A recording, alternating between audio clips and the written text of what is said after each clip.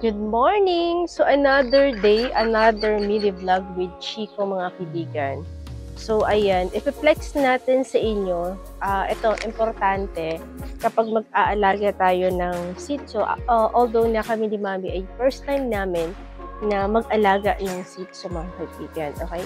So, ito ay 2 months old na siya sa amin ngayon, and then, pa-vaccine na rin natin siya. Tapos, ayan, ipiflex ko lang sa inyo. Kung makikita ninyo doon sa kanyang mga kulungan, ayan, maraming mga toy kasi alam niyo naman yung mga ganitong mga aso, mahilig silang maglaro. Okay? So, syempre, binilhan natin siya ng portable na electric fan in case na halimbawa walang kuryente, pwede nating pang alternative.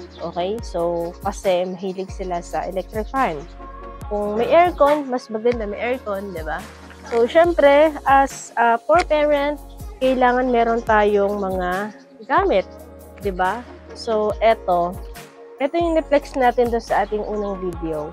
Kailangan natin ng ganito. Okay, so, ganito ang itsura niya. Ayan, papakita ko sa inyo. Ganito po yung itsura niya. So, ito po ay, meron siyang battery. Okay, meron siyang battery. Tapos, mura lang ito sa online. Yung ganito. Ayan. Murang-mura lang. Tapos, meron din tayong binili sa kanya. Si Mami, meron din siyang biniling ganito. Grooming clipper. So, ito, kapag medyo malaki na siya at pwede na siyang gupitan, ayan, magagamit niya po ito. Okay? Tabi muna natin yung electric fan. Pakita natin sa inyo. At saka ito, mura lang din natin nabili or mura lang din nabili ni Mami.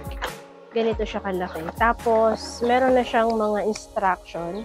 Once na bumili kayo, may instruction na din siya sa nakasama.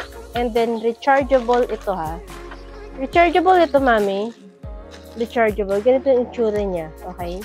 So, yun yung kagandahan. Sabi nila kapag meron kang alaga, dapat daw ay mag-invest ka na. O, diba? Ayan o, pogi ng Chico namin. Ganyan siya kakulit, guys. Mga kaibigan.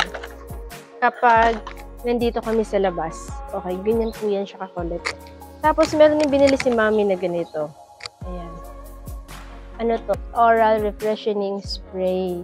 Okay. Ito naman para sa kanyang bunganga or mouth. Alright? Ganito siya.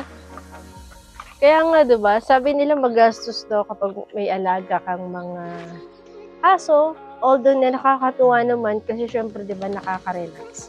Ayan, ganyan po ang itsura niya. Tapos, ito, tatanggalin nyo lang. Tatanggalin nyo lang yan bago i-spray sa kanyang bunganga. Okay? Ayan. Hindi kasi natin na-i-detail nakaraan nung nag-content tayo. Ilang mga gamit ng Chico. So, ngayon, iisa-isahin natin. Meron din binili si Mami ito, pantale. Pero, hindi niya pa magagamit kasi nga maliit pa siya. Okay? So, ayan. Next. Ito, pantali pa rin. Pero, yun nga. Hindi niya pa rin magagamit yan. Tapos, ito yung kanyang mga pampers. Binuklat na rin natin nakaraan. And then, ito, pampers din. Violet. Sabi si Mami mamili ng mga pampers ng aming anakis. Tapos, meron din siyang medyas. Ito, 50 lang naman nabili. Tsaka damit. Okay? Ito. Yung mga damit din siyang mga binili. Pero ito pang baby pa ito eh. Ayan. So, yun lamang, mga kaibigan. Importante talaga kapag meron tayong alaga ay parang alagaan din talaga natin na anak. Diba? Kasi is part of our families na din. So, I hope na i-support ko ninyo lahat ng mga content na i-upload pa natin regarding sa aming alaga, sa aking personal vlogs, lahat po mga kaibigan.